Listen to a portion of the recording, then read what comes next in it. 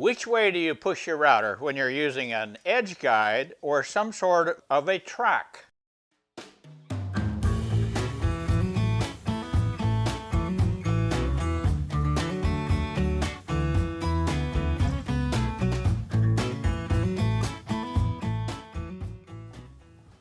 Hola woodworkers, Paul Carlson here, Small Workshop Guy. We have another video where we talked about using a roundover bit or any kind of a bit that has a roller on it that is designed to follow along the edge of a workpiece. We talked about how to soften the edges on some sawhorses where there were lots of different edges that had to be kind of cambered with a roundover bit. And so there was a specific way that you wanted to push that router on each of those edges, either right to left or left to right, depending on the situation.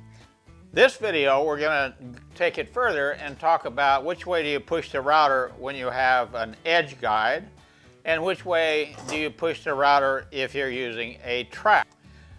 First, it would be good to understand which way would the router bit like to go on its own. In other words, if I have this plunge router here with a straight bit in it, and if I dropped it down into this workpiece right here, where would it want to go? Would it want to go off to the left from this forward position where I'm pushing it, or would it want to go off to the right? So you need to know which way it would want to go. Now the bit is turning clockwise, and so as it engages in the wood here, it would like to go to the left. It would like to pull itself in this direction, not this direction.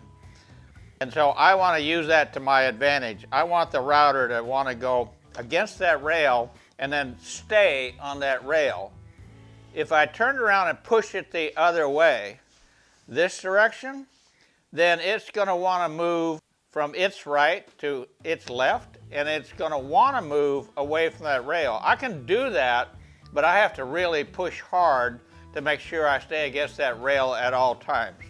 It's much better to push in the direction where the router helps you stay against that rail. When you're using an edge guide, put it on the right-hand side, or think about which way the router wants to go and set up the edge guide so when it goes that direction, it snugs up against the edge. So do me a favor, if you like any of the videos that I produce, then give me a like on that video. Make sure you're subscribed to my channel. Make sure you hit the notification bell or you'll never know when I produce a video. And leave a comment. I would really appreciate that. And if you feel so generous as to be a Patreon, I would love that as well. Small Workshop Guy, signing off.